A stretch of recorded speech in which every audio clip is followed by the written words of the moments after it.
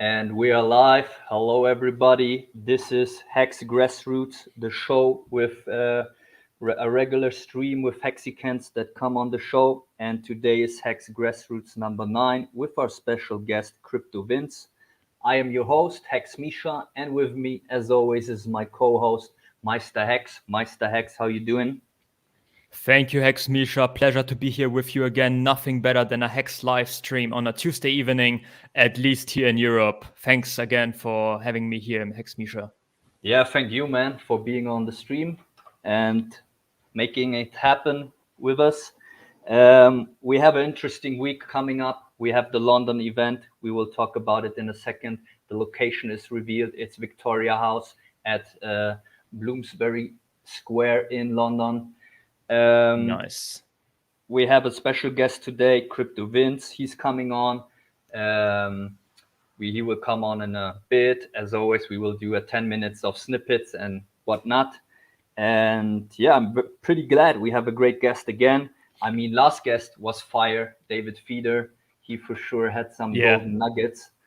Absolutely. And let us maybe start with the last guest. Let me tell you why. Because we have a new YouTube channel that shows clips of Hex streams.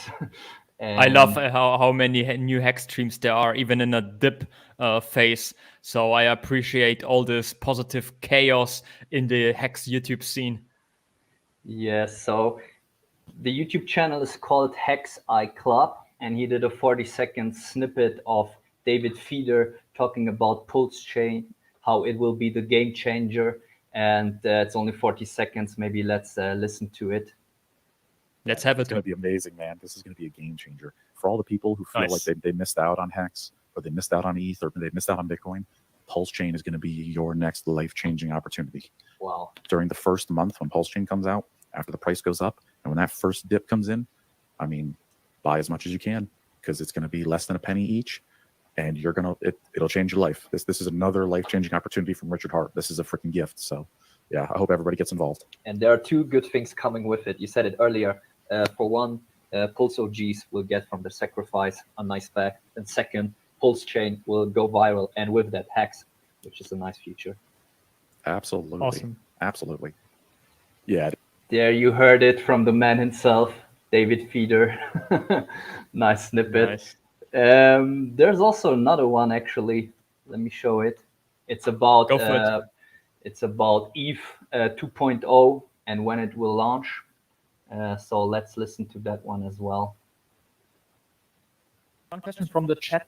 David Hexover asks, David, in your opinion, when will Ethereum manage to switch to proof of stake? Sorry.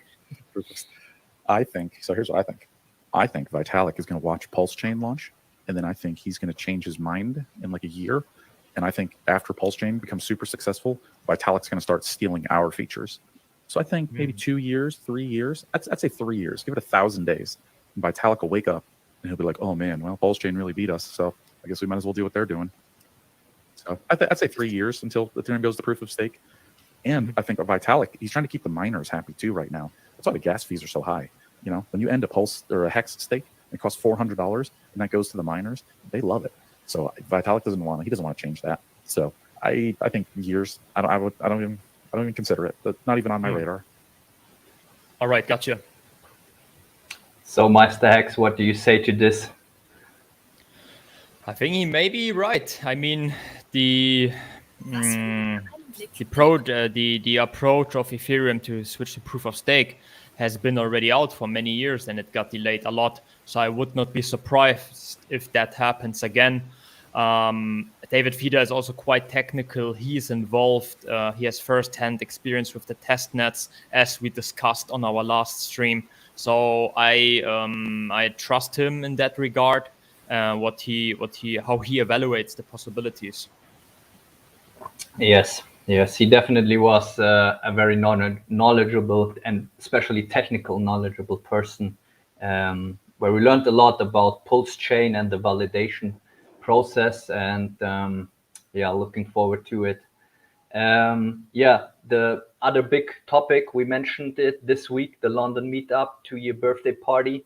location is revealed, and Richard Hart and Hexologist are already in London. And let's look at Richard Hart's story. We will see them both. So let's just watch it. Here. And I'm at the Gordon Ramsay Burger, where they have $100 cheeseburger and lobster burger. And I'm with the Hexologist. What's up, brother? Nice. That looks really good. Hexologist. Crazy. Yeah, looks like they're having a good nice. time. Yeah, and Hexologist is released. He's been in quarantine for multiple days, and he's out, it looks. Congratulations to him. He deserved a nice hamburger there, for sure. Yes, looks good. And I'm assuming Thursday will also look good. It will be, after all, we got some new infos from the Highest of Stakes Movies Twitter account. Here they're announcing it 53 hours before it. You need a negative test for entry. Can you zoom a little bit in, Misha? Okay, let me try. There we go. Is this working? Yes, that works. Thanks. The event is at Victoria House. I'm gonna show it on Google Maps Street View in a bit. It looks amazing. Bloomsbury Square. You don't need a physical ticket. Your name will be on the list. Only smartphones allowed. I'm assuming this will be in regard to the documentary, actually. So no pictures will be taken of it. And probably they won't allow any filming, etc. So this is the big news, Victoria House. And you need a negative test for entry. On another note, there will be live streaming from the event via the Discord Syndicate, thanks to Kinetics and RG3 Pirate. So for all you guys that are at home, you will see it. And yeah, as mentioned, I want to show now the Victoria House. Nice. I'm really excited. I haven't checked it yet. Unfortunately, the restrictions to enter the UK got recently a little bit more restrictive. So I hope still that most of us will manage to show up there in person to finally meet those, to meet in person, have some nice conversations around Hex, Pulse, and also Pulse Swap. Exactly. And now you can see the map, right? Yes. We have Hyde Park here, with on the west side Kensington Palace. That's where Prince William and Princess Kate are living. Buckingham Palace right here. On the east side to Hyde Park is Mayfair. That's like the most expensive neighborhood. East to that is Soho, and east to that is Bloomsbury. This is where the party will be. If we zoom in, we can see Bloomsbury Square Garden, and right on the east side of the garden is Victoria House. This is where the party is going to happen. It's also very close to British Museum, by the way. And now that was also one of the options. People assumed it may be the British Museum, actually. Okay. So here we see the gardens. Looks lovely. Nice Victorian houses, nice architecture, as you would assume. And this is where the party is going to be. I mean, look at it. Looks like a proper venue. Can only imagine maybe the queue will go down here, and people are trying to enter it. And then, yeah, looks stable, looks solid. Nice. Do we have also some sort of official venue website of the Victoria House to share? I didn't investigate it, but I can do it if you want.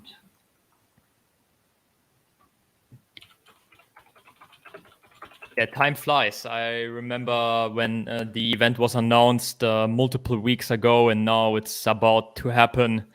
So looking forward to finally meet most of the Hexicans who will be present there.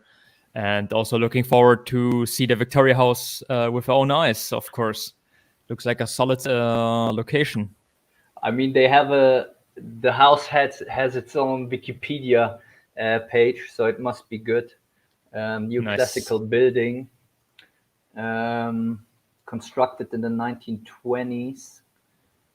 Let's see some pictures from the inside, from the main entrance. Once we enter, it looks like this. Imagine you enter it and Richard Hart is on this balcony right there with the chandelier. Greeting you with a Welcome, glass of people. champagne. Oh, yeah. Cool. Let me. Okay, no, I thought I have some website of Victoria House, but I think this is enough. We will also see later during the live stream how the venue is, and I think we will get great contact. Yeah, I mean, that's good content news. There will hosted be a by live stream, Discourse so Syndicate. everyone will Everybody see it. who is not able to make it will definitely be able to tune in via the Discourse Syndicate. Shout out to them.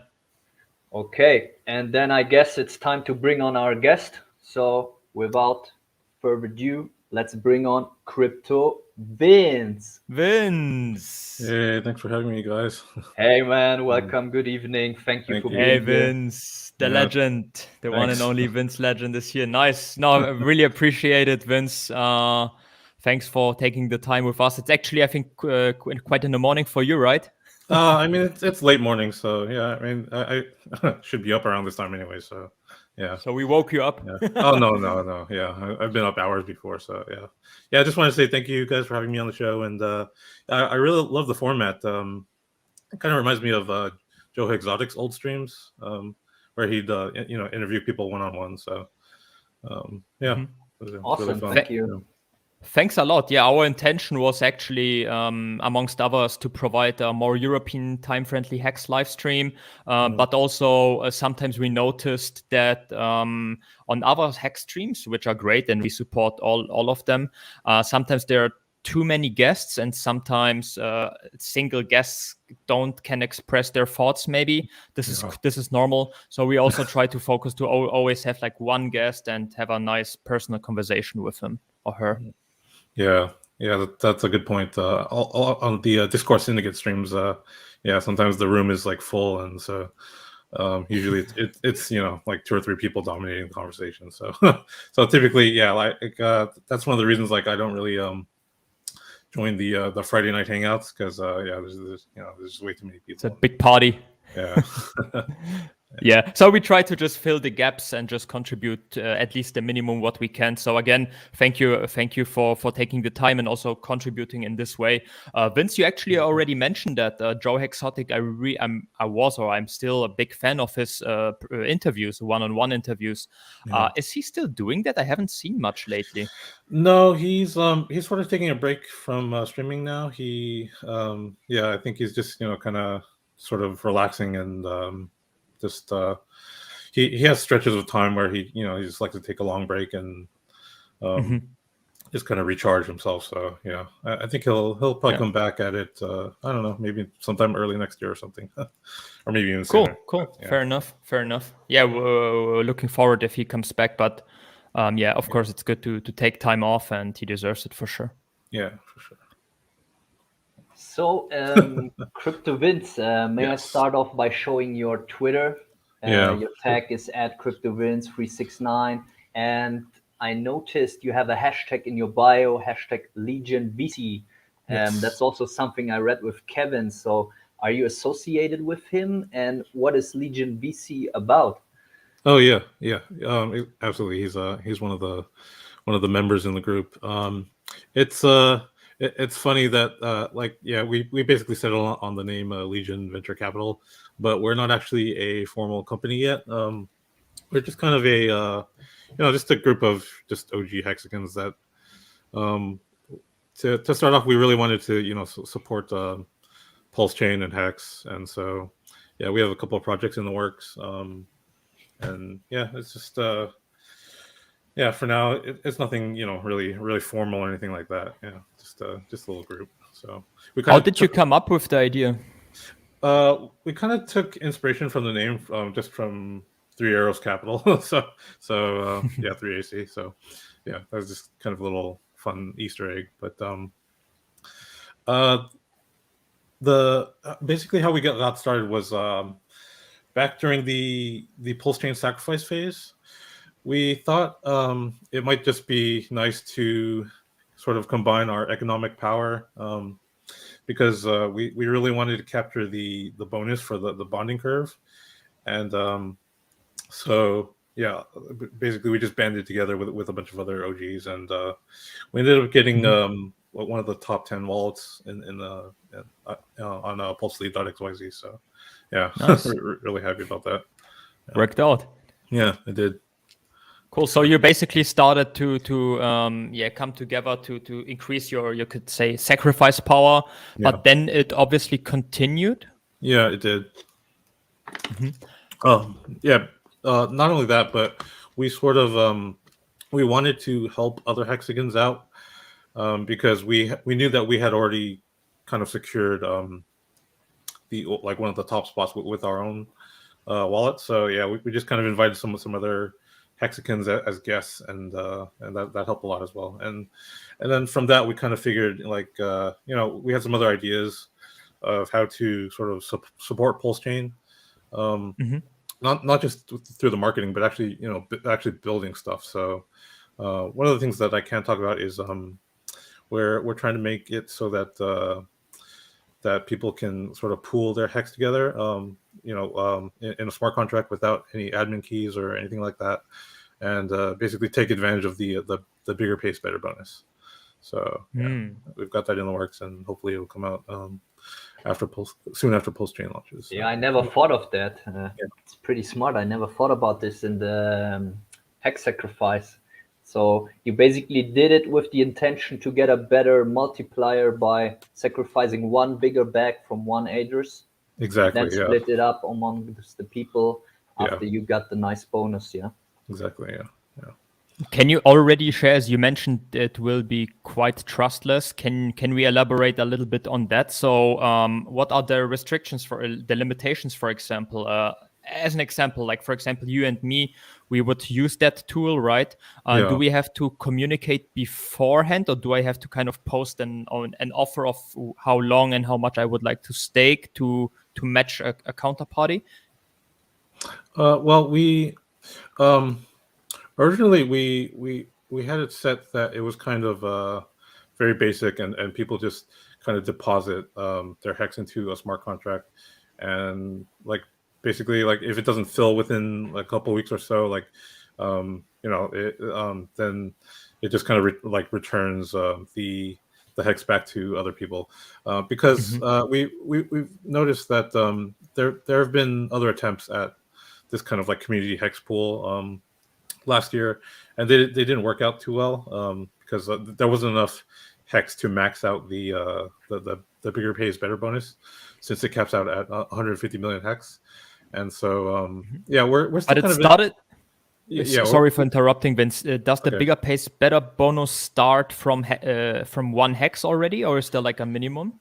I'm not sure about the minimum, but yeah, it just keeps scaling up to 150 million. And so basically, we're still kind of in the design phases, but we also got a little bit of help from Dev Kyle. We've been in talks with him, and he gave us some ideas to make it so that for example, like people can sort of make their own pools with their friends, instead of if they don't want to join a big pool with strangers. They can kind of just kind of make their own pools and just contribute that way, even if they don't want to max out on the bigger pays better bonus. Sometimes it's just nice to pool with friends and get a bigger bonus than if you were to stake by yourself. So yeah. And how about the stake length? So you mentioned that and again, nothing is set in stone. I understand it's still in development, but if I would like to participate and I bring in the minimum amount of hex that the contract requires, would my intended stake length have to match all the others, or how do you solve that? Well, we settled on 1 year for everybody, just because we kind of put out a poll on Twitter a few months ago, and that seemed to be the consensus for what everybody thought was acceptable. So yeah, I think we might settle on just 1 year to make things simple. I see. Yeah. Nice, interesting, very interesting. Yeah. And can you already share software is hard, as Richard Hart says, but Do you have like a launch date already in mind? Oh no, yeah, we're still sort of working on it with the dev team, and so yeah, that I can't really say any hard dates, but I'll definitely I'll definitely update you if once I hear word of more progress and stuff like that. So Yeah, that's awesome. And once it starts like really hitting off and growing, it could be like there's scheduled stakes like for 1 year, 2 year, 3 years, and you can choose to join whichever you want. And yeah, exactly. Yeah, that's nice. yeah, I never thought about it in that way, like yeah, to gather the strength, basically. hmm yeah, exactly. And it would obviously, or it is intended to work on both chains, Ethereum and Pulse. Well, for now we just had thoughts to have it on Pulse, but I personally think that it's actually a good idea to have it on Ethereum too, because I think it might actually be more gas efficient and save people a lot of money on transaction fees if it's batched just at one pool. So yeah, I mean that's definitely something we can consider. Okay, we will be curious to hear about this project. And Vince, usually we ask people how did they started getting into crypto? How did they the first time they heard about Bitcoin, and what was their initial approach? Skeptical, jumping into it, burning themselves. We would love to hear it from you. How was your journey? Oh yeah, okay. Well, I mean, I had heard about Bitcoin long before I first even bought it. Just from just mainstream news and yeah, just news uh, on TV and stuff. But I never really looked into it because I didn't really have any money at the time to invest. So yeah, I just kind of let that um, sort of not really be a priority for me for years. But What was What the time time was frame? time frame, or I think earliest I heard about it was like 2013 or 14. Quite early. Yeah, and then but what really got me started was back in 2016 my grandpa passed away, and so he basically left a little bit of money for me. It wasn't that much, like it wasn't life changing or anything like that, but it was a pretty sizable chunk, and I knew that if I didn't, if I, I knew sort of if I just kept it in a bank, I'd probably just spend all of it eventually and waste it. So I started really kind of uh, teaching myself how to invest and just trying different things like stocks and P2P lending and stuff like that. And then one day, one of the platforms that I invested with stocks in, they started offering Bitcoin investing through Coinbase, where you kind of just make a Coinbase account and link it to that platform. And so I tried that, and I just put in a modest like about 10% of my portfolio, and that was around like summer 2017. So yeah, that it was when that bull run first got started, and like it quickly started to sort of outpace everything in my portfolio. And so like I was really shocked, and then I I started paying attention, and I Nice. just started watching a bunch of YouTube streams, and then I bought a bunch of books and stuff and started reading, and I just eventually Nice. decided that like all the other asset classes are just kind of a waste of time. So I just consolidated everything into Bitcoin at first, and then started experimenting with some altcoins. 217, you said? Yeah, 17, yeah. And then Nice. yeah, unfortunately, like I held everything up until I basically held through the crash in December, and I didn't find Richard until after that, when I saw his interview with Roger Ver. And yeah, at the time I was pretty heavily like Bitcoin maximalist, so I was very in line with Richard's position at the time, and I didn't really like During Bitcoin Cash. 217. Yeah. Yeah. And then And when you heard about cryptocurrencies for the first time in 2013, 2014, did you already grasp the beauty of it, the I would say the revolution in regards of like cryptography, right? Or did you think it was more like a new startup, like a PayPal kind of thing? How was it for you? I thought of it sort of as an experimental technology at the time, and I didn't really have the thought of how what it was going to turn into. Yeah, to me, it's just kind of an emerging tech, and like I at that time I didn't realize what a potentially life changing thing it would become. So Yeah, yeah, there's a lot of regret there when it comes to I think we all have it. not investing. Yeah, for sure. And were you all by yourself, or did you had friends, groups, gatherings you went to during that time? At that time, I didn't really have any like my social circle wasn't very like tech focused at the time. Yes, basically, I at the time I graduated music school for college. Yeah, so I majored Another in musician. yeah, I majored in music. So yeah, violin and piano. Wow. So yeah, Wow. Oh, nice. yeah. So at the time, like over here, like yeah, classical musicians don't really make much. So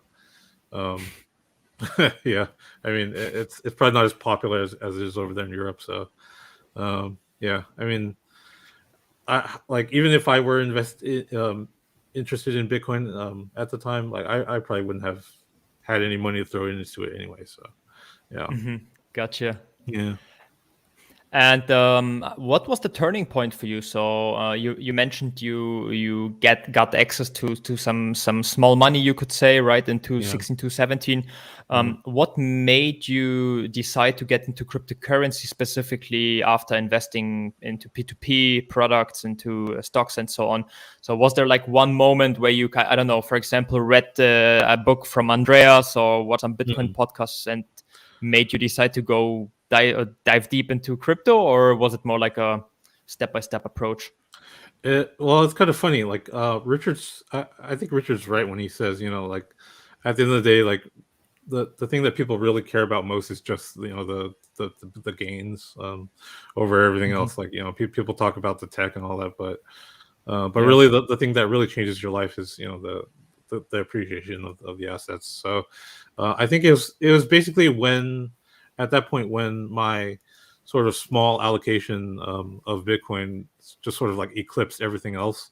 Like that's sort of what grabbed my attention, and then after that, yeah, I started reading and watching Andreas and all those other big figures in the space at the time, and that's when I started to really figure out that the cryptocurrency could really change the world, and how's it invented to solve the problems that the 2008 financial crisis happened and stuff like that. So yeah. But perfectly How fine did- to be behind the numbers go up, and I want to congratulate you on that.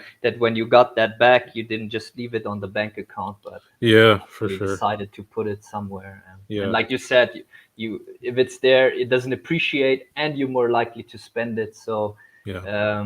you did the right thing, I guess. Yeah. So I did it. Yeah. Yeah. Yeah. Also, I think for most of us, it's basically the same way, that you invest a little bit and you see that your portfolio is shifting towards Bitcoin naturally, or towards cryptocurrencies, and then you get more interested, and then that's how the wheel gets accelerated, right? Yeah, for sure. Self-enforcing force. So Yeah. really nice. And speaking about then the next step, Vince, you mentioned already ICO Mania 2017. You were part of it. Did you make some lessons learned, basically? Did you get burned? How was your ICO experience back then? It was funny because like even though by principle I was kind of a Bitcoin maximalist, I also knew had already sort of knew that since Bitcoin's unit price was so high, that it was kind of not possible to make a lot of the big returns that a lot of the altcoins were making at the time. So I started diversifying, and I just put a little bit into everything, and it was sort of a kind of a harsh learning process, because I did make some money with alts back then, but I also lost a lot. Fell for different scams, including BitConnect. I just kind of sort of threw a little money in there, and that that kind of got taken down by the SEC. So that's kind of an interesting thing that I experienced too. Regarding BitConnect, is actually funny. Did you know it's probably shady, or was it, were you not unaware of that when you invested? Well, when I first threw money into it, I didn't really, because it was one of the first things I saw when I first got into crypto, other than Bitcoin itself. And how did you notice that?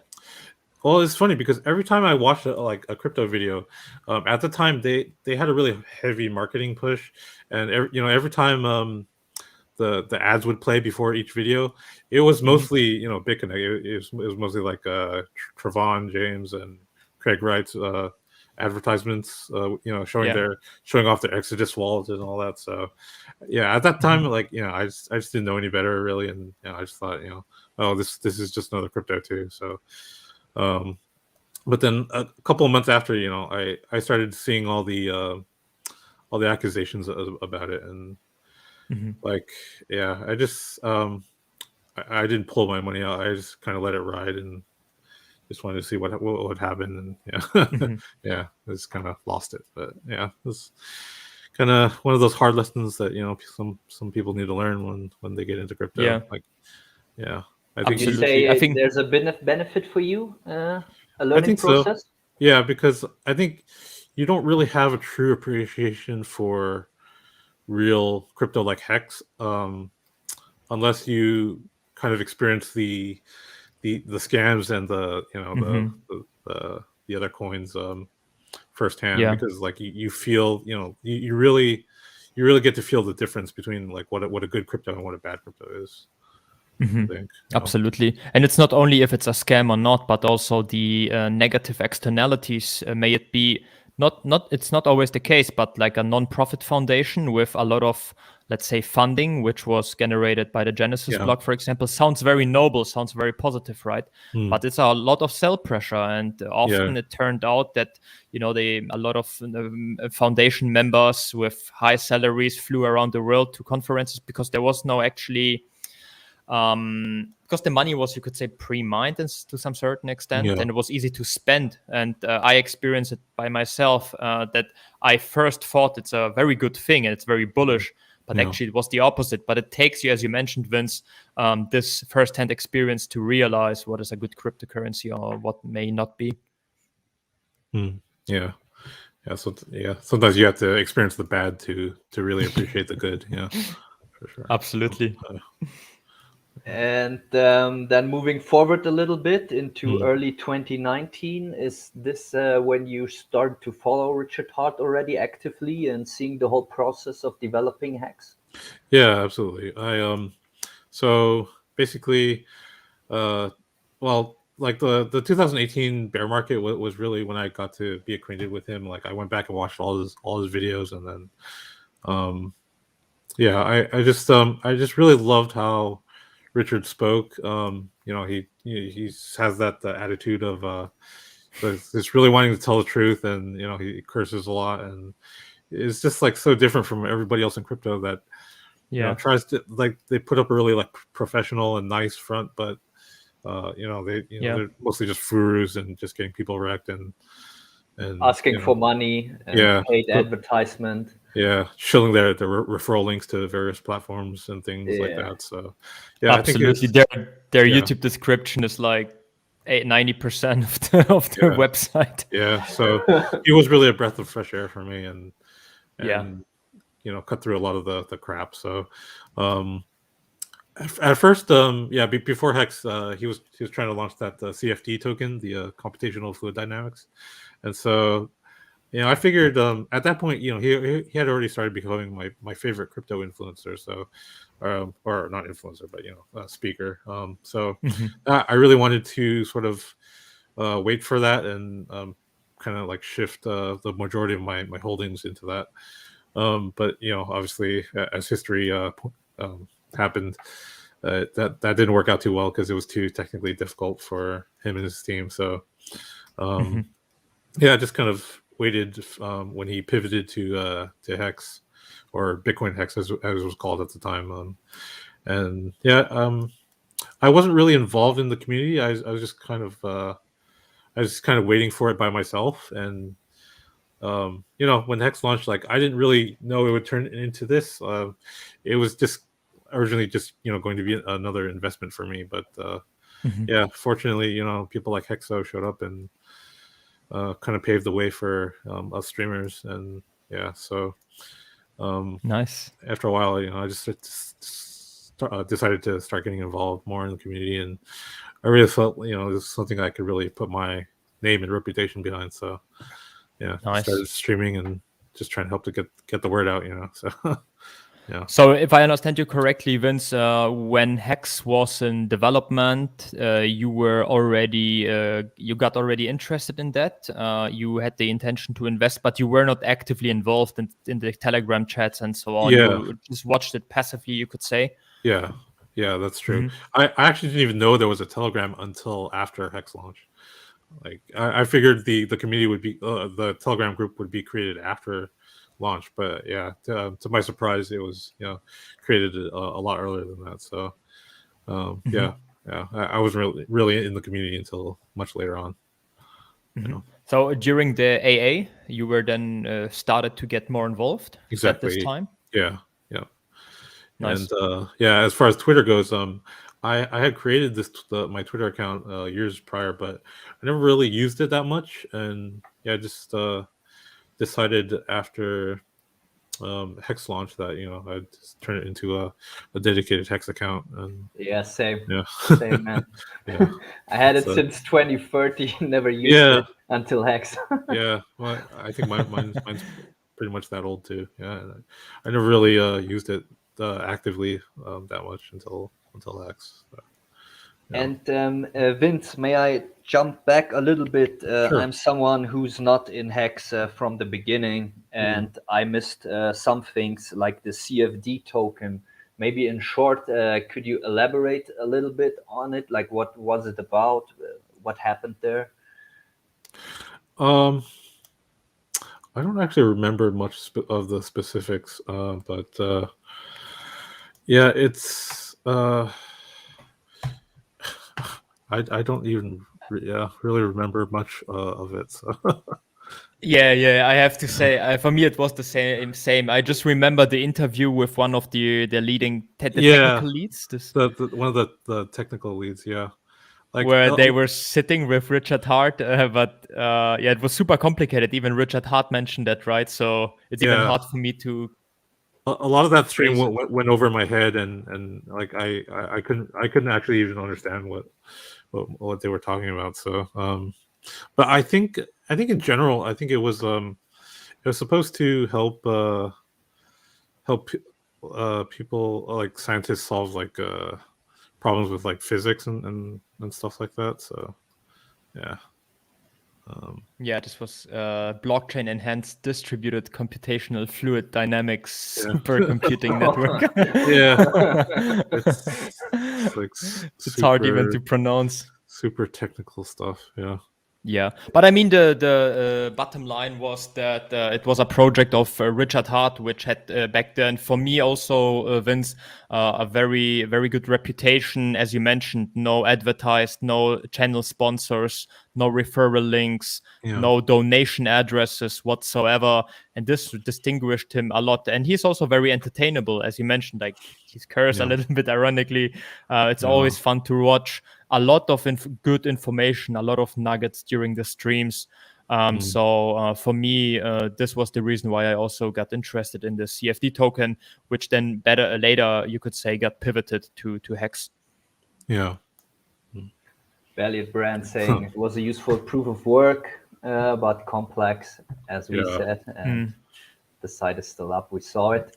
And then, like, the next step in the evolution, you mentioned it, was Bitcoin Hex, Yeah. which is just a name predecessor of Hex, or was that another coin in itself? Well, actually, funny enough, he first wanted Hex to be a direct fork of Bitcoin, kind Oh. of like kind of what Litecoin was to Bitcoin. So, yeah, I think after that, sort of when he first started coming out with that idea, that's sort of when the other Bitcoin maximalists started attacking him, and so I think eventually he sort of pivoted and thought that it was a good idea to make it its own unique token and not actually a fork of Bitcoin. So yeah. Okay, so that experience made him maybe realize, okay, this got to be something else, not just the fork where people still complaining about and attacking me. Yeah, I think he also wanted his own unique branding to it, and just no association to Bitcoin by name. I don't know how much that had to do with him getting like attacked and sort of like ostracized from the Bitcoin community, but I think that did play a little bit of a factor too. So. Yeah, but he also already mentioned way before when he was a Bitcoin maximalist, for example, his critique to Bitcoin Cash, that they try to piggyback marketing-wise on Bitcoin. So I was a little bit, it doesn't matter actually, but I was a little surprised that he as a marketing genius actually had the intention to start with Bitcoin Hex rather than just Hex. But good, he pivoted early enough, you could say, right, to just Hex. Also with the branding hex.com, having the website with the .com is very invaluable for marketing reasons as well. Yeah, for sure. Yeah, it's definitely a lot better branding just to get rid of the Bitcoin name. And there's so many forks of Bitcoin already that it wouldn't have been I guess unique from a marketing standpoint. So yeah, absolutely.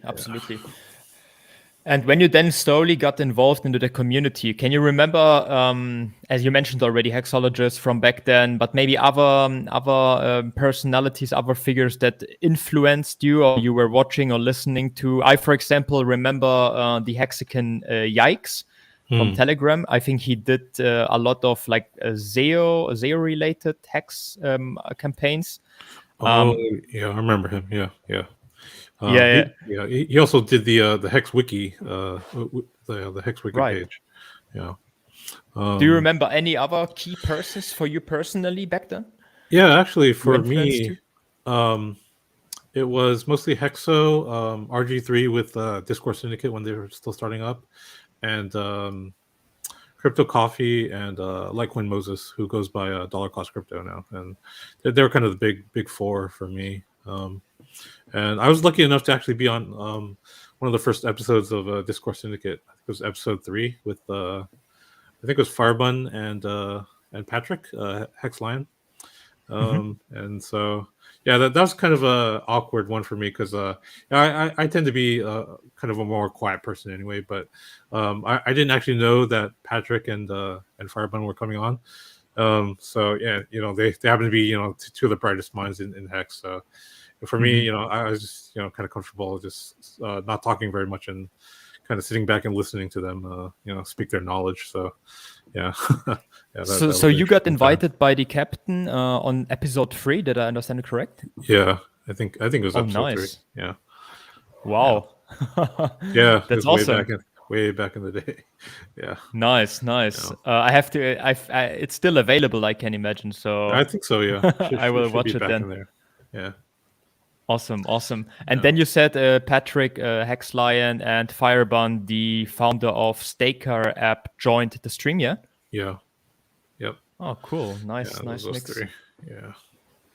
Yeah. At that time, I wasn't really. It didn't really occur to me that I would become sort of a regular streamer. I mostly like to kind of stay in the shadows and do sort of like support work for other people. So the first year of Hex, I mostly did timestamps for other people's YouTube videos. Right. So yeah, Also for I Richard got Hart, right? Or for well, Disco no. Syndicate? Yeah, that's a misconception that a lot of people make. But I actually got inspired from that guy that does the timestamps for Richard. I think his name is Michael. Yeah, he. So yeah, basically somebody else does Richard's timestamps, but then I figured Nice. that person might be too busy to make timestamps for all these other YouTubers coming out to support Hex. So I thought I would step in and fill that role. So Awesome. yeah, I did that for a little while, and then unfortunately I had to kind of stop that because like YouTube sort of does this weird thing where it shadow bans me now, where when I try to post timestamps on people's videos, it gets deleted. And so Oh, okay.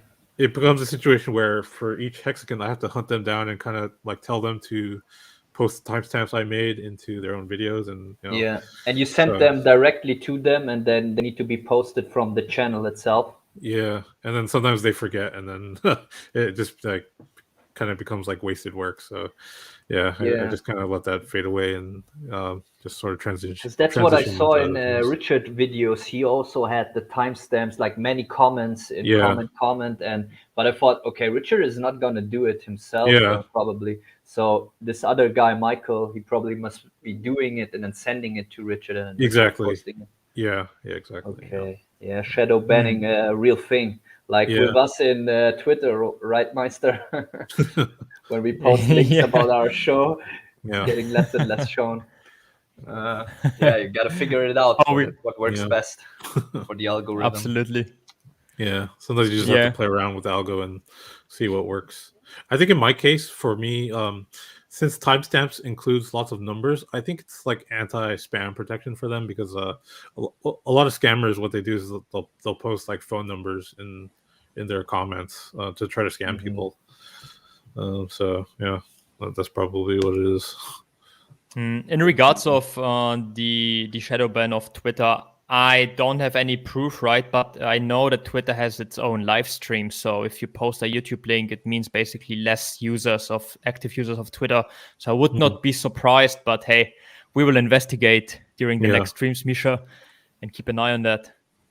Yes, and greetings to David Morales in the crowd. That's David. Nice to have you, man. Yeah. Cool. Good stuff. And Vince, did you, when you got into Hex more and more involved, did you grasp already, for example, the concept of T-shares, or was it just another investment for you? For example, myself, right? I didn't thought about T-shares at all or staking. It was just an investment in the beginning. How about yourself? Was it the same for you, or did you grasp everything from the beginning, you could say?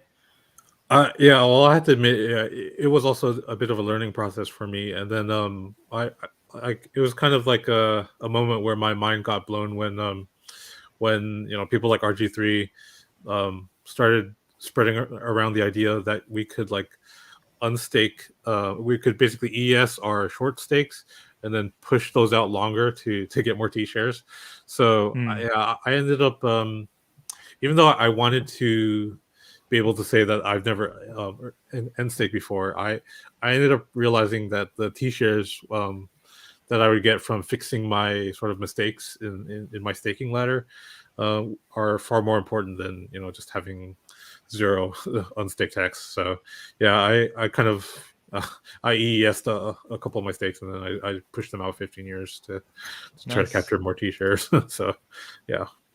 Nice. So it was a learning process for you, right? Yeah, absolutely. Yeah. Cool. Yeah, and you were on the forefront of the learning process. Like different than now, people get it. I can read it up. There are videos about it. You were like actually exploring it with the OGs and then adapting your strategy by ESing and getting even more T-shirts. So that's pretty awesome, man. It was a cool time. Yeah. Was Hex Lion an inspiration for you back then? Because I remember he was pushing this Hex ladder strategies a lot on this Crypto Sparbook show. Do you remember that? Yeah, he was very active in the Telegram chats in like Hex Pro and and other channels talking about those strategies. And yeah, he definitely had a pretty positive influence on me when it comes to the building of the staking ladders and all that. So yeah, he's a really smart guy. Yeah. Do you know anything more about him? Like, where does he come from? Has he always been in the game? Actually, yeah, he's pretty much a day one OG as well. So yeah, I got the pleasure of meeting him and Alan when they came to California on their road trip tour. So awesome. So pretty much in the beginning of the tour, yeah. Yeah. Nice. Yeah, they're really fun to hang out with. Yeah. Can you reveal in what city it was? Oh yeah, actually, I went to three of their three different meetups. So, first one in San Diego, another one in Anaheim, and then the third one was in, I think, Riverside. So okay, yeah. Anaheim, pretty much LA for our European viewers. Right? Yeah, it's technically Orange County, but yeah, it's funny they just called it their LA stop. So yeah. Okay. And what was the third? Riverside? Yeah, Riverside. Yeah. That's an old town in California. Or? Yeah, it's a little further east. Yeah. Okay, gotcha. Yeah. Mm-hmm. And was it always which, or if you compare these three, was there one that was special? Let's say there was a lot of people or a lot of good content. Was the one that really shined? I think they were all very, very good. I think the third one was pretty memorable for me. The one in Riverside, because I think they just sort of pulled me aside for a little interview, just to ask me little questions about the Hex. So I don't know if that will make the documentary or not, but yeah. Yeah, so because they're shooting an own documentary, right, about the tour, about Hex, obviously. Yeah, I think they have a separate documentary in the works. So that's really cool. That's really cool. That's why we barely see any footage out of the US road trip. Maybe you can share a little bit how one of the workshops looked like. So I can imagine people gathered together, and then how such an evening works then. Basically, I don't know if people remember Crypto Starbucks panel in the last conference, but it was basically similar to that, where they would kind of mostly talk about the power of T-shares and staking, and they did a little sort of a little primer before that, where they just talk about the inflation and the gradual decline of the purchasing power in the US dollar and all that. And then they also do like a little staker tutorial. And then they basically have all the no coiners download a staker, and then it's kind of fun because they also do like this 5555 Hex giveaway.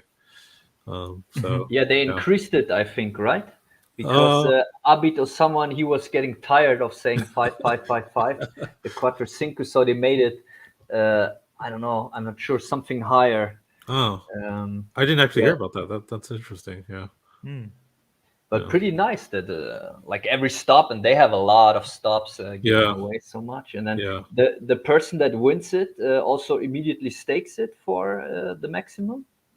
Or can do with it whatever I'm not exactly sure. Yeah, I think they probably do stake it, but yeah. Okay, that's pretty awesome. And I see they are in New York at the moment, New York City actually. They've been to Albany, which is the state capital, I think, before, and David Feeder went to that meetup, and now they are with Matty Allen again in NYC. Yeah. Looks like they're having a lot of fun. How is the audience, Vince? I can imagine there are a couple of Hex or existing Hexicans like yourself, but are there also absolute no coiners who joins these kind of meetups or workshops? Yeah, it's kind of interesting. I thought there would be more no coiners, but I think specifically like the one in Anaheim and Riverside, it was actually mostly Hexicans. So I think they just sort of treated it as kind of like a little, community meetup. So, but I would join myself as well. Yeah, I think it was good because a lot of them brought their no coiner friends, and so I kind of helped just sort of help them understand Hex and get set up with their staker wallets. So Yeah, and California was still the beginning, right? Yeah. Like the first meetups. Yeah. I think they needed to get the ball rolling. They even got now more employees for social media and stuff. Pick them up along the road, so to speak. Yeah. And from what I heard, Very they also professional had setup.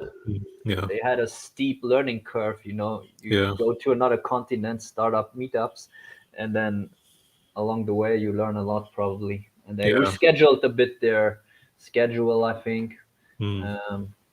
But yeah, tough pensum. Yeah, they have a really nice, a really professional team behind them, and they're doing a lot of good work. So yeah. Sure. Speaking about California, Vince, what about the, you could say, active Hex community in your area where you locate? Do you see a lot of Hexicans on the street? Maybe some stickers, some activity. How is the Hex Grassroots approach over there? Oh well, as far as like just the streets and the environment, I haven't actually seen a lot of stickers and stuff like that yet. But yeah, there I have met a lot of really cool Hexicans at the meetups, and we've gone to lunch and things like that after. So yeah, Cool. it's a pretty big community here. I don't know if you guys know Brizology, but yeah, I hang out with him pretty regularly now. What is his I Brizology.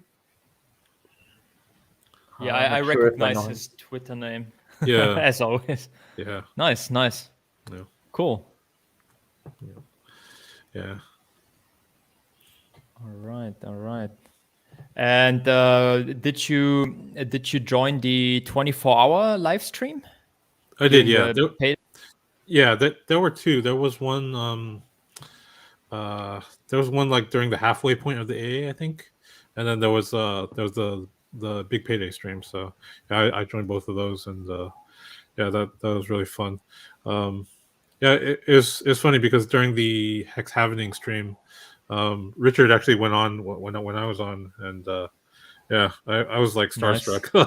Like I couldn't even talk because like I was like so like surprised that he was on, and just listening. I mean, to be fair, he is pretty dominant, right? If he starts getting rolling. Yeah, you just kind of let him speak and get out of the way. Nice. Yeah. And you mentioned Hex Happening, so you refer to the big payday? Yeah. Well, there were two. So there's one during the halfway point of the AA, and then the BPT stream was in the end point, November. Basically. Yeah. Because big payday was the last day of AA, right? Yeah, exactly. If I recall correctly. Yep.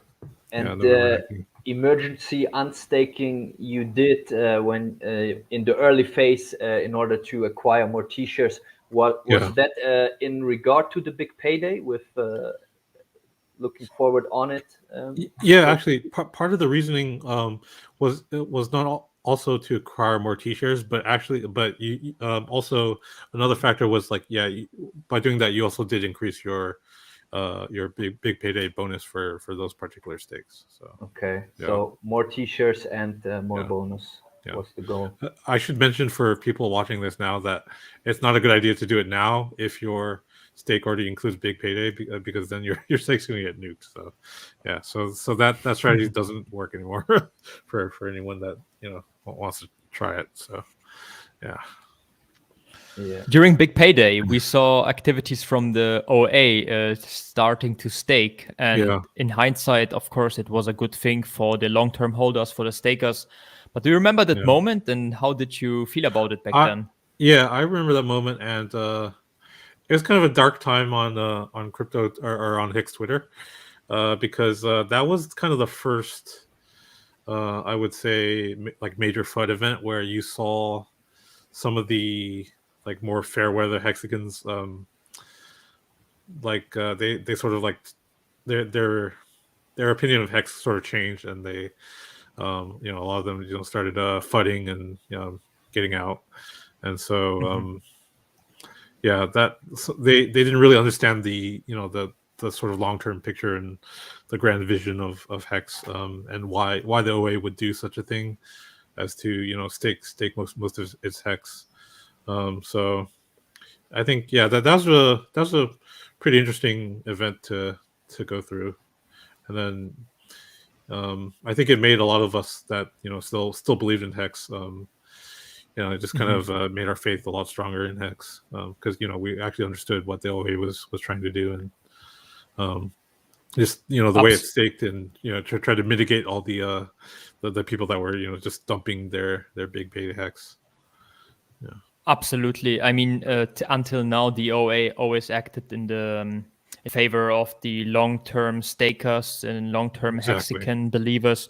I also think that the critics towards the OA they only do the research 50%. They see, for example, the OA staking for the big payday, so they think like he or she receives the money, but then what, right? Like it still doesn't move at all, right? It just sits there. So yeah, I mean, the OA didn't market sell anyway, and it sort of went over a lot of people's heads that it did that so that it could sort of rescue the big payday bonus inflation from the hands of the people that were going to dump that day. So it definitely protected the price chart a lot more than what a lot of people realize, and it could have been a lot worse if it didn't do that. So yeah. And how long after that do you think people started to realize pretty quick, or was this a longer realizing process after big payday?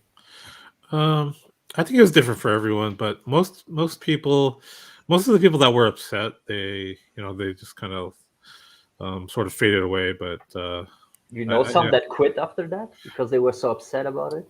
I remember a couple of people that just kind of voiced their concerns on Twitter, and this kind of disappeared. Okay, wow. But yeah, I mean, for the most part, most of us obviously stayed. So yeah, I think it was just a good event to filter out the people that didn't really believe. So yeah. It is the IQ test after all. Exactly. Yeah. IQ and EQ test, as Dipcatcher said in one of your previous episodes. Yeah, absolutely.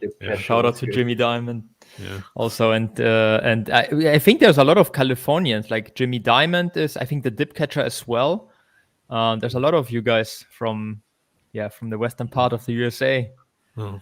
Wow, I didn't even know he's a fellow Californian. Probably had to hang out with him. I'm not 100% sure, but I think so. I think he mentioned that. Yeah. You have to reach out to him. Yeah, that would be cool. Maybe it has to do with the spirit of California, forward-moving, liberal, tech-savvy. Maybe, yeah. Yeah, probably. Nice. Cool. I mean, Hex proved itself up until now, 100% uptime, triple audited from the beginning, right? Yeah. A very benevolent OA address. Vince, exactly. Regarding the community, right? We had our up and downs, but how do you see the community has evolved over the last 2 years? How do you see that? Well, I think it's definitely grown a lot, especially since Pulse Chain was announced, because now we have a huge influx of people that they're like new Hexicans and also new Pulse investors that are also like either they're also investing in Hex, or some of them are kind of just bypassing it and just planning to invest in Pulse. So yeah, there's definitely a lot of new faces on Twitter. So I think the community is kind of exploding in population. So that's good to see. But absolutely. Yeah, also I think a lot of the big OGs are still with us and promoting promoting Hex and stuff like that. So that's all always good to see. I do think that there's kind of a there's some tension too between the OGs, I think, because there's like you sort of have like the more like maximalist hexicans that just want to keep everybody like very hex focused, and then there's sort of another group where like that are trying to be more sort of accepting of the fact that that a lot of different things are going to come on Pulse, and a couple of those projects might be actually beneficial things that Hex doesn't do. So I see a little bit of a tension between the two camps on Twitter and Telegram and stuff like that. So But this is also normal, right? As you mentioned, as the group is growing naturally, which is amazing, right? I have never seen that before in any crypto community, and also wanted to ask you, Vince, if I can throw that quickly in, is your involvement in a cryptocurrency community like Hex, is it your first involvement, or have you been involved in other communities before, for example? It's the first community where I've actually gotten deeply involved and actually made really good friends with people. Because before that, the thing that really separates Hex from other crypto is that we're locked in for 15 years. So, but with other crypto, it's sort of like everybody's happy and friends when the price goes up, but then when the price goes down, like everybody just kind of disappears and then goes off to the next coin that they think will pump. So so in that regard, like it was very hard before to make actually long-term friends, and to actually have people that you can just talk to every day, just as normal buddies. Because in other crypto communities you just don't have that. So that's one of the things that I really appreciate about Hex. Nice. And go ahead, Misha. I wanted to come to the thing you said earlier with the tension arising, the different ideologies might be the wrong word, but the different ideas, directions people are heading to. And you said there is a group of Hex maximalists. There are Hex only, and then other people that say, okay, Hex is one of my bag, and I have others, and I'll be open to others. I think is one of them Nerd Girl. She's one of that's like more open to other things, and those are the camps, or definitely. Well, I mean, I hesitate to name names, but like now that you bring her up, like she Nerd Girl, she's been very helpful for the Hex community, I think, because she's done like her Building Bridges show, and I think she has that very special ability to kind of like branch out and have dialogue with other coin communities, and hopefully that's gotten some people to actually be interested in Hex and check it out. But she has a wide range. She has quite a lot of followers, so exactly, that was pretty good. But she's she involved decided to not go Hex only. She's involved in multiple coin communities, and I think that definitely has some merit to it. I think because otherwise, if all of us are just Hex focused, like there's no outbound messaging. It's all just inbound, and we're just talking to each other and not actually reaching out to other people. So fair enough. Like anyone can make his own choices, and we do not only have blind followers, but a diverse group of people supporting Hex and in Hex. But I did see her more in the past on Hex streams, Discord Syndicate and stuff. Interesting with the she's been sort of in the background a little more these days. But as mentioned before, as the community is rising fast, which is a good thing, it's normal to get some tension, right? I think this in the end makes the community stronger. As an example, this is also public information, where there was this discussion between, for example, Wales and Maddie, and I think they hugged it out, right? So everything is good, and we just learn also from our own, let's say, mistakes. So I'm very positive and very bullish on the Hex community for the future. How do you see? How do you evaluate that for yourself, Vince? Where do you see the Hex community going in the next 1-2 years? That's a good question. Yeah, I think definitely, every community has to go through its growing pains. And yeah, we're definitely at that point that we're, kind of in between the 2 and 3 year mark where our growth is just exploding. And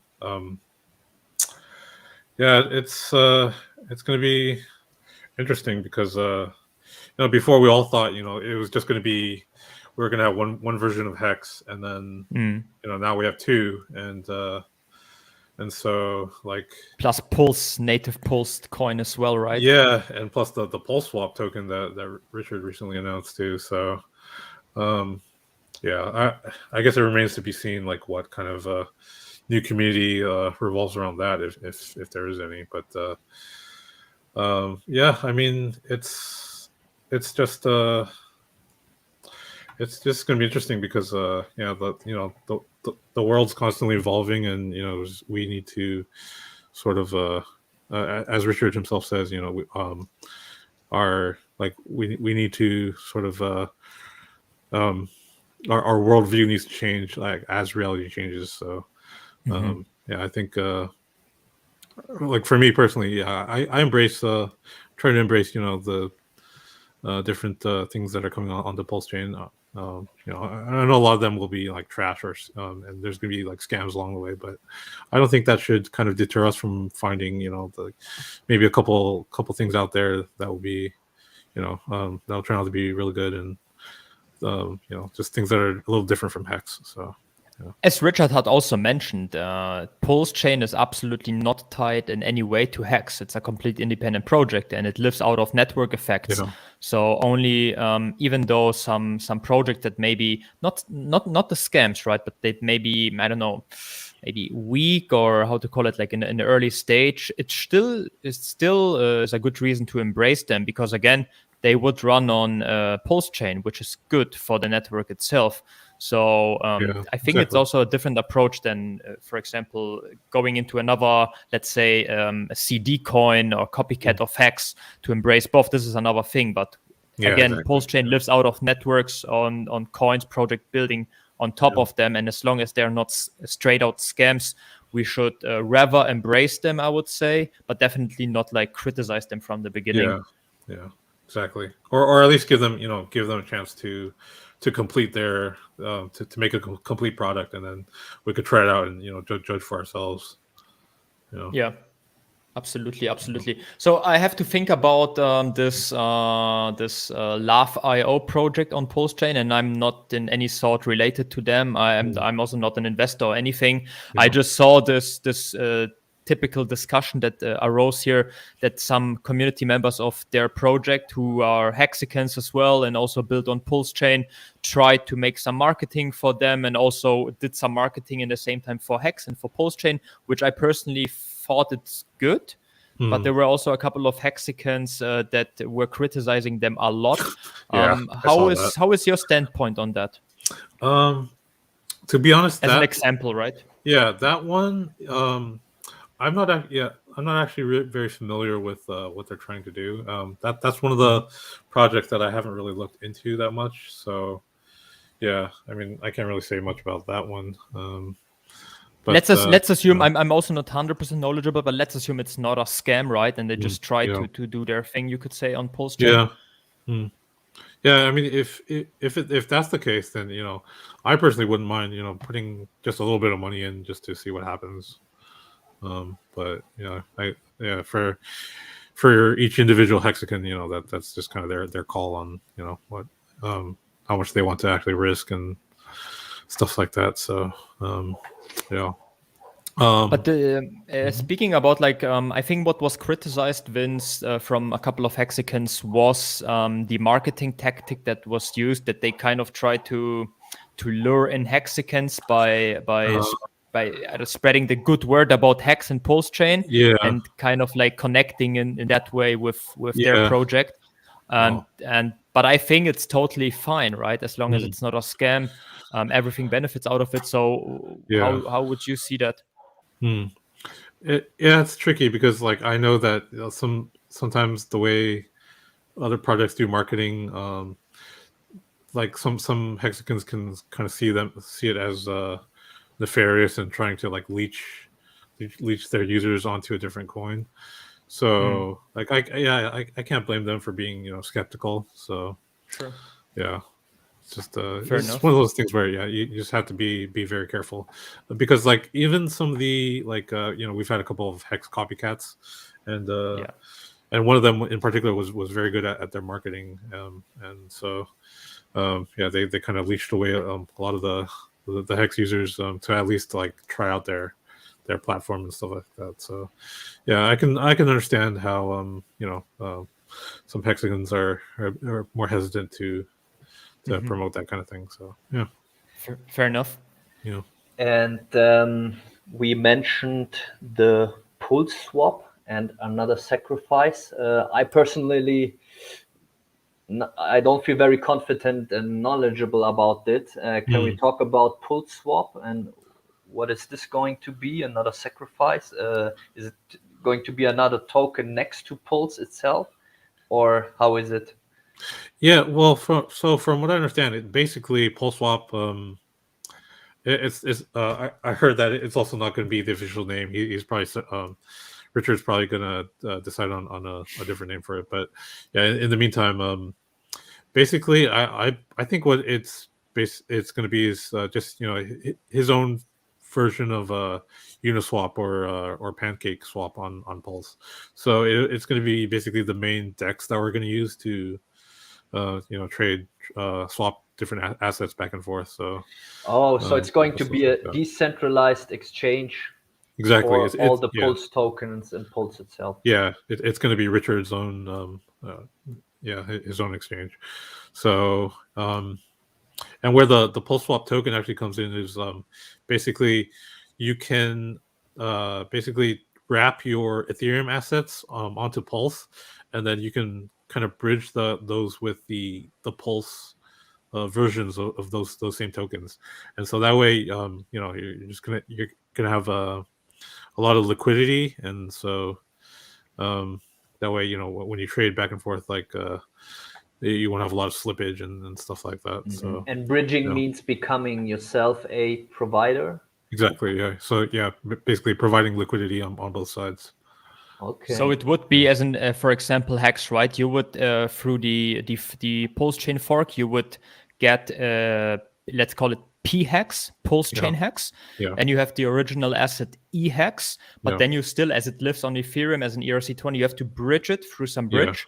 Exactly. Then you would have both assets on the Pulse chain, and then you provide this pair as a liquidity pair on this Pulse swap DEX. Exactly. And for what? I'm not sure if you're super familiar with that, Vince. I'm not. That's why the question.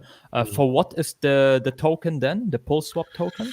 Basically, so that token is just basically going to be a reward for you doing the work of providing the liquidity, because basically that Richard determined that would be the best outcome, because if he were to provide something else like Pulse or Hex, then people would sell that to cash out, and then the price of Hex, for example, would drop. So yeah, in his mind, I think it was better to actually create a different token exclusively for that. That way, the Hex price doesn't get harmed.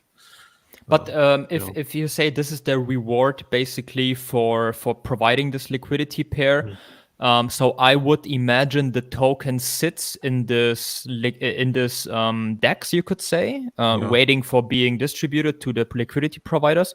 But you mentioned sacrifice phase. So if I receive the token as a private investor, I would just hold it in my MetaMask, for example. Like how it can be as a reward for the liquidity providers. Am I forced to provide it then, or you know what I mean? Yeah, that part I'm not sure. I think we'll have to wait and see for more information about that. Fair enough. Yeah, it's I know I saw on Twitter that some Hexagons were kind of upset that there was there's basically going to be another sacrifice phase because they already spent a lot of money sacrificing. Yeah, Out of So, dry powder. yeah, I'm kind of in that same situation where I want to participate, but it's gonna be hard to put a lot of money into it because I already put a lot of Hex into Pulse. So yeah. And do we already have more info regarding that? You could say project or sacrifice. When does it launch? When does it end? The No, sacrifice phase. yeah. Well, Richard barely tweeted that out. I think I don't know if it was yesterday or the day before yesterday. So yeah, it's very fresh news. So there's not a lot of concrete info on it, but yeah, I'll definitely try to keep up with that and maybe tweet something out if I hear more info. Cool. We're looking forward to it. This will sweeten our time until post-chain launch because it's still a couple of weeks, a couple of months away. So Yeah. I'm actually quite positive about this new sacrifice phase. You don't have to participate. You can, right? It's a good thing after all with the own DEX on post-chain. So looking forward to hear more about that and exploring. Yeah, I think there's a need to hear more about it maybe on first day or next week after first day, the London party. There will be more information. I mean, it says there will be something revealed on first day, so could be whatever. But I have like this feeling there's a demand of more information about it, Pulse swap, Pulse launch, anything about it. Yeah, for sure. I do know that I think they're wrapping up the first testnet, and then the second testnet is supposed to be out maybe like next week or something like that, like maybe 1 or 2 weeks, and then they'll kind of implement all the changes that they've been making, and also we'll be able to see our pulse balances from the sacrifice phase. So I'm definitely looking forward to that. Are you involved in the testnet? Oh no, I'm not actually. I played around just a little bit, but I'm not really involved with the development or anything like that. All right. So you dialed in, you could say, through the MetaMask network, the RPC network that you typed in, or I see. Yeah, last time we had David Feeder as our guest, and he explained he is heavily involved into the post-chain testnet as he intends to be a post-chain validator, and he explained a couple of things, amongst others, how the validation rotation works. So yeah, there was very invaluable information for us that he provided. Shout out to David Feeder. Great guy. Absolutely.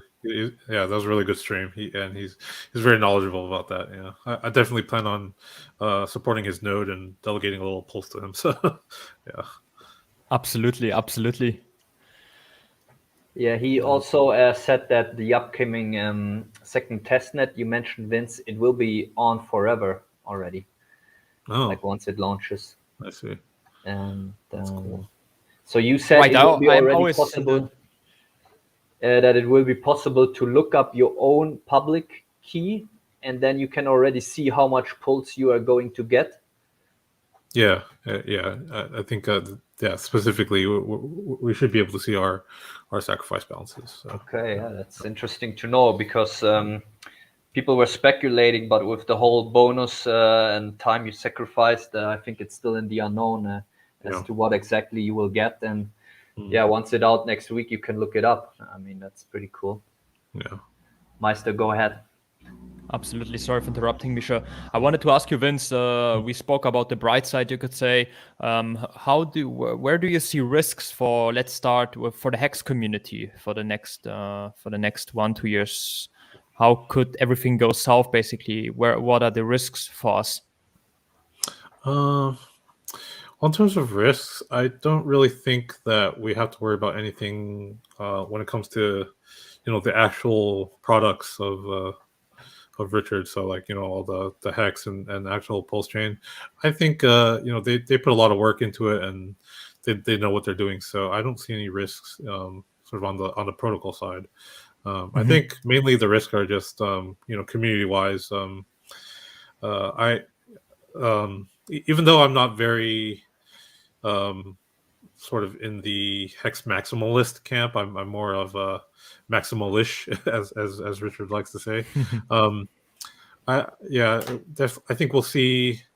We've already had 2 copycats for Hex on Ethereum, so I know that more nefarious actors will definitely come onto Pulse and try to launch their own copycats and different scams and things. So I think it's our job as the streaming community members to constantly be on the lookout and just try to protect Hexicans from all the scams that are going to come and try to take people's Pulse and Hex away. So Also, the copycats didn't work out at all, right? And I mean, even if their intention was, let's say, and again, referring to not being a Hex maximalist, maybe their intention was good, and they just thought, hey, maybe it would be better without the OA. But the market clearly answered that they don't like it, and it really didn't work out at all from a price perspective. And as you mentioned, I think most of us, and let's be honest here, all of us are actually here from price go up. So I was not looking in that as either, and it didn't perform at all. So I think we already have this kind of proof that it didn't work out. So I'm confident that it will stay like that also on Pulse Chain, especially as the gas prices will reduce drastically. So I'm confident it will be fine. Yeah, of course. Yeah. You mentioned a good point. Like, maybe like one of the copycats might have had good intentions, but like intentions aren't really enough, and it's the results that matter, as you said, and price performance proves everything. So especially they thought that the OA is actually a negative, a bad actor, right? That's why they came up with that, but it is not, in fact, right? And so it's a feature, not a bug. So the market just didn't expect didn't accept their view, and you can see it in the price, which is very bad. Yeah, exactly. They basically found out the hard way why we need an OA. So absolutely, it's interesting. And speaking of risks, another risk we had it last week was the Hex 19 who got hacked and scammed. How do you see this risk? Are you a advocate of getting a cold wallet, hardware wallet, or would you say, okay, just be responsible for your words, protect them, not show them? Yeah, that was a really unfortunate situation. And I actually suspect that in his case, it may actually have been probably like a rogue Hexican at one of the meetups that he attended might have kind of socially engineered him. Like that. Oh, really?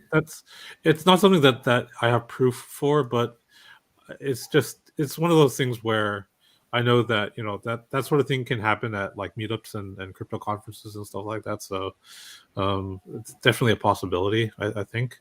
So you mean because exactly of the SIM swap? Engineered? Yeah, the SIM swap. So I'm betting that maybe it could have been maybe somebody that he gave his number to or something like that. So I think basically in-person OPSEC is just as important as as your online OPSEC. So just make sure just not to give your real phone number out, and just protect your phone and make sure it's with you in your pocket at all times, and things like that. And but we have to also go ahead. We have to also remember, Vince, right, that as Hex 19 who got hacked, described by himself, that he did the fatal mistake that he did a digital copy of his private key and stored it unencrypted, unzipped, basically in a cloud service. And this was actually the main issue, right? So definitely, the hack wouldn't be possible without but that. Could be still possible that the scammer got this knowledge, the digital seed phrase in his cloud when meeting him in a meeting. Yeah, that's also possible. Yeah, for sure. Yeah, it's definitely not a very good thing to do. And for me personally, I recommend Trezor hardware wallet. Shout out to Papa B, because he really likes to kind of harp on that. So definitely get a hardware wallet and kind of look at those metal solutions too for storing your seed words. Just stamping them onto titanium plates or something like that. Absolutely. The best time to upgrade the security is today. Right now. Like, especially before your hex bags grow and become like huge numbers. Like you want to get that security stuff down now, so that you don't have to worry about it when you're dealing with huge numbers.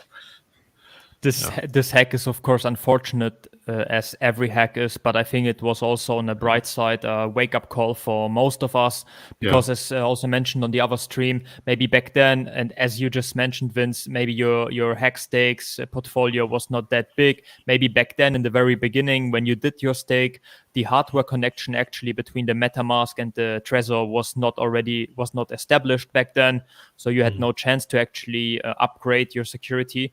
But now it's the time, it's available. And as Papa Bona described also, you can transfer the seed phrase to a hardware wallet and then also get a second one. And every time your, for example, stake ends, you have liquid hex, transfer it to a completely new hardware wallet where the seed got generated within the hardware wallet and never left it. And then restake from there. And over the next, let's say, up to 15 years, depends on how long your longest stake is, you can basically transfer step by step your portfolio into a 100% secure hardware wallet where the seed never left the device. That's very good. That's a pretty good plan. That's also what you would advocate, Vince? Yeah, exactly. Yeah, I think I sort of I didn't do things right when I first started building my stake ladder, and I had everything on a single wallet. So I definitely kind of regret that now that Papa B laid out that a really nice plan. So I think over time, basically what I'm going to do is whenever I have a big stake coming out, I'll just transfer it to a fresh Trezor. So okay, because I saw this week a tweet from a Hexacan. He was a little more on the other side, skeptical. He said, "Why bring another party into the game, into your security? I mean, you are bringing one more company, one more product into the whole thing, more complexity." Would you disregard this argument, or as a point? I would say, because we're talking about hardware wallets, I don't think that that's much of an issue. It's more about the just the fact that if nobody has the keys to that hardware wallet, they still can't get your money. So I don't really see an issue there, other than when people look back at Ledger with their customer database hack, that put a bad taste in a lot of people's mouths, because obviously their private information is kind of out there now, including their addresses and stuff. So I can see how that can become an issue. So that's kind of why I switched from Ledger to Trezor, because I just don't have confidence in Ledger as a company anymore, and not in a security company. Yeah, exactly. So that was pretty bad for them. And also, just to clarify your point, Misha, in regards of, for example, Trezor, right? The technology is open source. It got audited multiple times. It's been around for multiple years, and also the custody is still in the device on your side. So it's not like you're sending the private keys to a company. That's why I'm also very much in favor of hardware wallets. Okay, thank you, guys. Cool. I think security always a good topic in cryptocurrency land. Always important to be aware of. So I think it's also time to slowly wrap up. Hex Misha, security that was good covered. To talk about. Always important. We can't have it enough. Yeah. Absolutely. We covered the London upcoming London party. We covered Pulse Swap. We covered Vince's crypto background, you could say. We covered Legion VC. We covered security. I think we're good to go, right? Should I plug Hex Asians real quick? Of course. Yeah, I really enjoyed the episode you had with my co-host Kevin. Yeah, he's him and Middle Class. We back in February on Chinese New Year. Yeah, we decided to basically start a stream, just sort of more geared towards like the Asian audience, because I think our concern was there wasn't a lot of Asians streaming, and so we just kind of wanted to provide our own little space, just kind of similar to what you guys are doing for Europe. So yeah, I've been doing that, and yeah, it's been quite successful lately because we've I've had a lot of newcomers from various different Asian countries. So yeah, is that the stream, Vince? Hex Asians? Yeah, Hex Asians. Yep, that's the channel. Cool. And when do you stream? Now we stream. So from my time, it's 5 a.m. Pacific on Mondays, and on Thursdays we have our stream is specifically dedicated to Hex Singapore. Yeah, we might be looking to add more streaming days if we can get more participation from people from other countries. So yeah. Cool. And the language is obviously English. Yeah, I can imagine. It's originally we had envisioned that we wanted to have more like Asian languages spoken on the show, but as we were getting started, it was kind of mostly the American Hexicans that were supporting us in chat and stuff. So it slowly turned the Monday show into sort of just like another hangout for Hexicans everywhere. So. I think maybe as we go into the new year, we might try to pivot and be more Asian focused, and maybe add like some possibly like Chinese language streams and stuff like that. So nice. That would be awesome. I think you could even add it on top, right? And keep your Monday and Thursday English speaking streams. So pretty. I really love this chaotic grassroots approach in the Hex community. That there are a lot of streams like Hex Grassroots ourselves, Hex Asians you mentioned, and multiple others. So I'm really looking forward also to see how that evolves and how we could collaborate also more in the future. Yeah. And important part of the world. We had Kevin on the show. He said India and China alone, almost 3 billion people, should not be disregarded. Yeah. And so there is a Hex Asians YouTube channel, and there's also a regular spot at Discord Syndicate for called Hex Asia, stream. Yeah.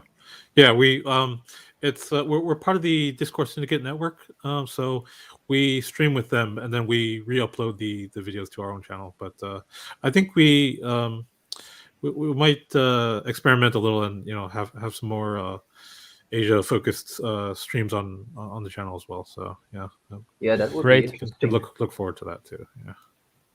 Yeah. So guys, you hear it. Please go to Hex Asians on YouTube, subscribe, support this channel, and also our today's guest, Crypto Vince, OG Hexican. Here's his Twitter handle again. If you have not if you haven't followed him yet, Crypto Vince 369. Please give him a follow, and let's connect with him. Cool. Thank you.